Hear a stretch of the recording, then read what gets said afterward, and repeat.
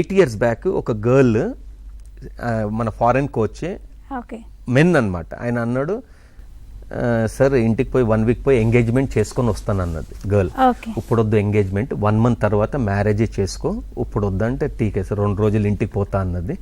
ఇంటికి పోయి Jalandhar girl captain, మంచి ప్లేయర్, టాప్ ప్లేయర్ అన్నమాట ఉమెన్స్లో. ఇంటికి పోయింది, వాళ్ళ ఇంట్లో ఏం ప్రెజర్ చేసినారో ఎంగేజ్మెంట్ చేసుకుని వచ్చింది. ఆయనకు తెలిసింది, నేను అన్నాను కదా ఎంగేజ్మెంట్ చేస్తే మళ్ళీ డైలీ ఫోన్స్ అనేసి ఆ ఫోకస్ కాన్సన్ట్రేషన్ తగ్గుతుంది. ఇప్పుడు ఒలింపిక్, ఇది ఒలింపిక్స్ లో ఫోకస్ లేకపోతే ప్రాబ్లం అవుతుందండి.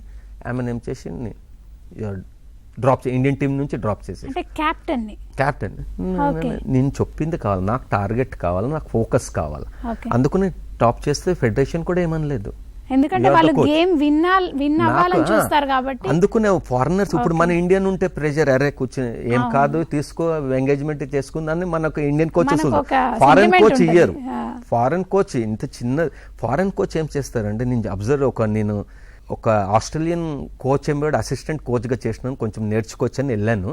నాప్స్ అని ఆయన ఒకటే ఒలింపిక్ ఆస్ట్రేలియా ఆడాడు, నేను 3 Olympics అని ఆయన అసిస్టెంట్ చేసినాను నేర్చుకోవచ్చు అని.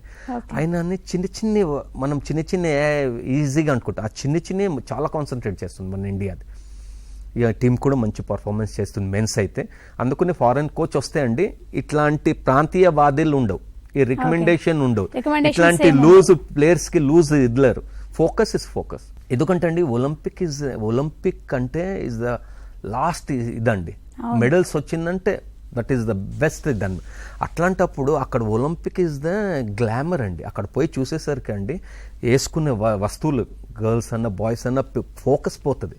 అందుకున్న ఆ ఒలింపిక్స్ మనం ఎంటర్ అయ్యేసరికి అండి ఫోకస్ ఉంటేనే వాళ్ళకి మెడల్స్ ఉంటాయండి. ఫోకస్ లేదు, అటు ఇటు డిస్టర్బ్ చేసుకున్నారు అనుకోండి, వాళ్ళ పర్ఫార్మెన్స్ పోతుంది, మెడల్ మన కంట్రీకి పోతుంది.